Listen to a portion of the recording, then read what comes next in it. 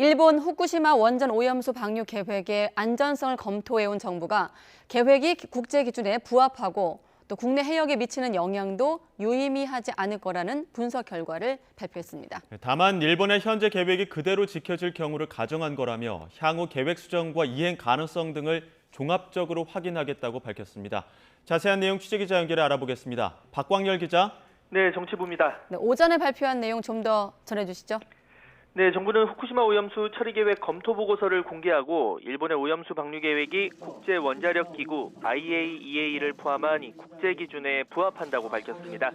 이 처리된 오염수에 포함된 핵종과 삼중수소 등 방사성 물질의 양이 국제 해양 배출 기준 이하라는 겁니다.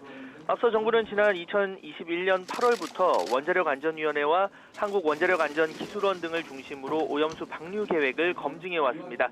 정부는 오염수 내 방사성 물질을 걸러주는 다핵종 제거 설비인 알프스의 성능이 안정화되면서 지난 2019년 중반 이후 배출 기준 초과 사례가 없었다고 설명했습니다.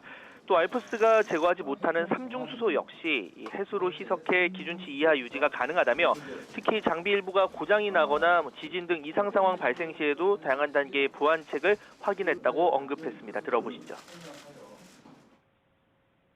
알프스가 거치고 난 오염수는 탱크에 저장이 되는데 그 탱크에서도 다시 한번 농도를 체크를 합니다. 배출 목표치가 불만족스러우면 자동으로 중단되는 것도 확인을 하였습니다.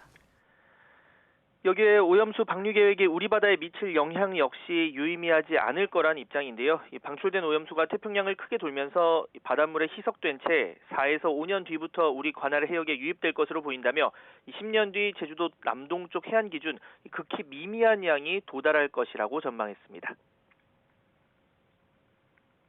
삼중수소 등 방사능의 영향은 국내 해역 평균 농도의 10만 분의 1 수준 10만 분의 1 미만으로서 과학적으로는 유의미하지 않은 것으로 예측하였습니다.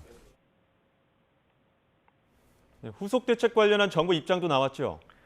네, 정부는 오늘 발표에서 도쿄 전력의 오염수 처리 계획이 계획대로 지켜질 경우라는 단서를 달았습니다.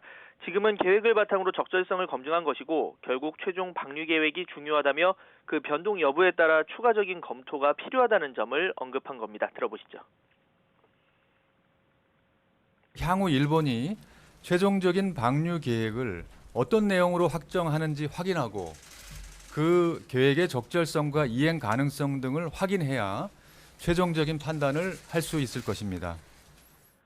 이와 함께 정부는 알프스 필터 점검 주기 단축과 측정 핵종 추가, 또 실제 배출이 이뤄진 뒤 주민 피폭선량 평가 내용 공개와 같은 일본에 대한 제언 내용을 보고서에 담기도 했는데요.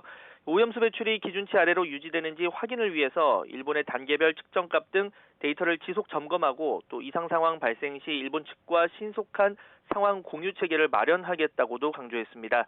또 시행 중인 해양 방사능 감시 지점을 200개소로 늘리고 시료 분석과 같은 IAEA 검증 과정에도 꾸준히 참여하겠다고 덧붙였습니다. 동시에 후쿠시마산 수산물 수입 규제 조치는 모든 국민이 안심할 때까지 유지하겠다며 오염수 방류의 안전성과 수산물 수입 규제는 별개의 문제라는 점을 재차 언급하기도 했습니다. 지금까지 정치부에서 YTN 박광열입니다.